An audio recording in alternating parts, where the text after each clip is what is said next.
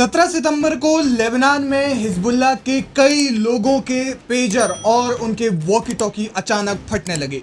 इस दौरान 13 लोगों की मौत हो गई, जिनमें कई बच्चे भी शामिल थे। वहीं 4000 लोग घायल हो गए पेजर के विस्फोट होने के कारण।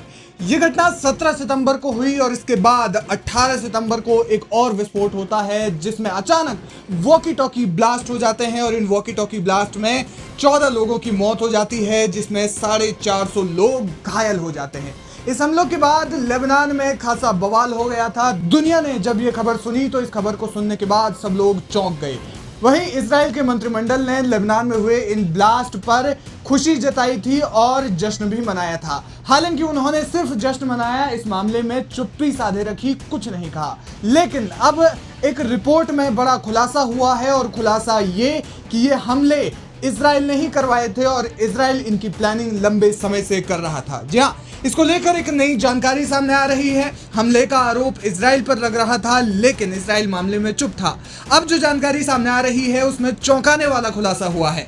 बताया जा रहा है कि इजराइल ने इन हमलों के लिए लंबी प्लानिंग की थी। जानकारी के मुताबिक ये पेजर 2022 में इजराइल ने ही बनाए थे और इजराइल इन धमाकों की प्लानिंग 2015 से कर रहा था। 2022 में ये पेजर इजराइल में बने और फिर चुपचाप अपोलो की सप्लाई लाइन में इजराइल ने इन्हें मिक्स कर दिया। बताया जा रहा है कि एक सेल्स वुमन ने हिजबुल्लाह को यकीन दिलाया कि पेजरों और वॉकी टॉकी को हैक करना और उन्हें ट्रेस करना बिल्कुल असंभव है। हिजबुल्लाह को जैसे ही सेल्स वुमन की बात पर यकीन हुआ तो हिजबुल्लाह ने अपने गुर्गों के लिए 5000 यूनिट्स एक साथ खरीद डाले।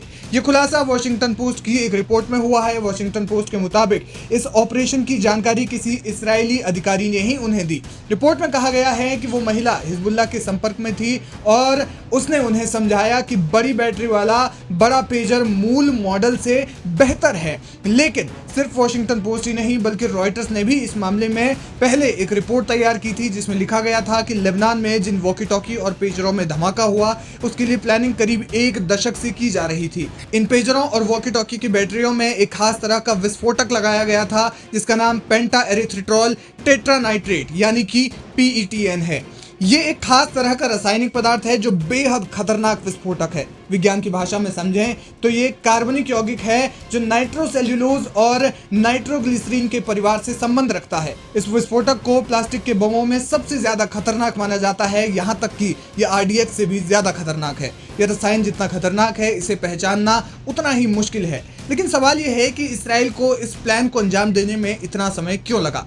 बताया जा रहा है कि करीब 9 वर्षों तक इजराइल की खुफिया एजेंसी ने हिजबुल्लाह के सीक्रेट ऑपरेशंस के बारे में जानकारी जुटाई और यह तय किया कि किसी आपात स्थिति में ही इस विस्फोटक का इस्तेमाल किया जाएगा। सो वही हुआ। जैसे ही हिजबुल्लाह और इजराइल का युद्ध तेज होने लगा, इजराइल ने प्लान को अंजाम दिया और विस्फोटकों को एक्टिवेट कर दिया, जिसकी वजह से लेबनान के अलग अलग इलाकों में विस्फोट हुआ। कहा जा रहा है कि इजराइल का मकसद हिजबुल्लाह के लोगों को मारना नहीं बल्कि उनके संचार तंत्र को नष्ट करना था, क्योंकि मोबाइल यूज न किए जाने की स्थिति में पेजर या वॉकी टॉकी ही एक विकल्प बचता है।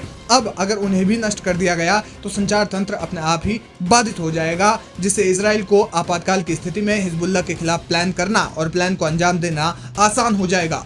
इन धमाकों से पहले हिजबुल्लाह के अधिकारियों को एक संदेश मिला, जिसमें कहा गया था कि एक एन्क्रिप्टेड मैसेज आ रहा है। इस मैसेज के जवाब में 2 बटन दबाने थे, जिसके दबाते ही विस्फोट हो जाता और वही हुआ। लेबनान में 17 और 18 सितंबर को पेजर और वॉकी टॉकी ब्लास्ट हुए, जिसके कारण कई लोगों की मौत हो गई और अब इस मामले में एक नया खुलासा हुआ है।